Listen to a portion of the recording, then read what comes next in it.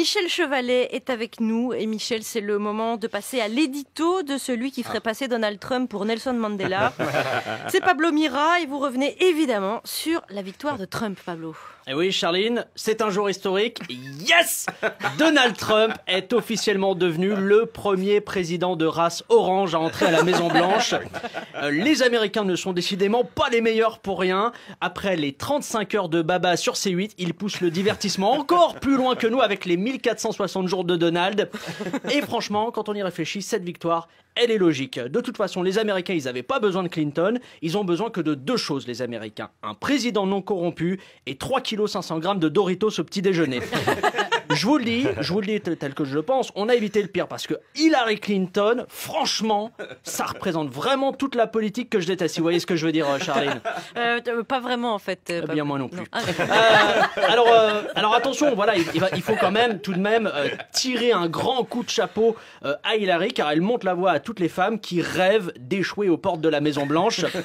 Vous savez, quelque part, pour moi, la victoire du candidat républicain, elle est pas surprenante. Elle est pas surprenante. Les Américains, ils veulent quelqu'un qui dit ce qu'il pense. Et Donald Trump n'a jamais peur de dire ce qu'il pense, tout simplement parce qu'il ne pense pas.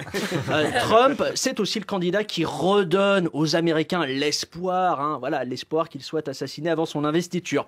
Mais c'est avant tout le candidat du peuple. Hein. Quand on y réfléchit, les électeurs des classes moyennes se sont identifiés à lui parce qu'il a su leur montrer que lui aussi, il avait du mal à joindre les deux bouts avec seulement 7 milliards de dollars par mois.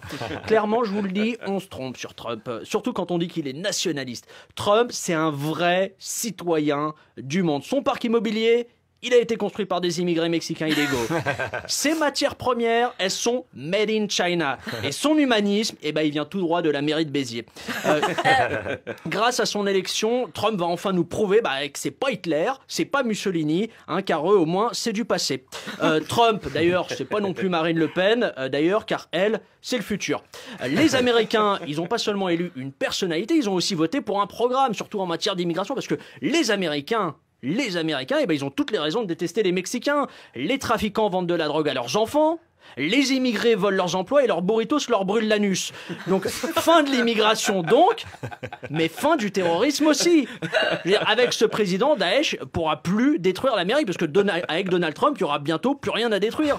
Trump, c'est simple, c'est un président complet, Charline. Je vois que vous adhérez pas à cette idée, mais bon, c'est pas grave. Anti-avortement, anti-égalité des salaires hommes-femmes, anti-ratification des accords sur le climat. En 3 mesures, Donald Trump prouve à tout le monde qu'on n'a pas besoin d'une DeLorean pour revenir 60 ans en arrière. Alors, il a montré qu'on pouvait gagner une élection présidentielle sans aucune préparation. Ça, par contre, ça me fait un peu peur parce que je veux pas que Philippe Poutou devienne président en 2017. Pour conclure, la France doit maintenant répondre aux États-Unis, faire plus fort en élisant un président encore plus sexiste, ignorant et homophobe que Donald Trump. Alors, en avril 2017, faites ce que vous voulez, mais moi, je vote Booba. Allez, salut. Pablo Mira.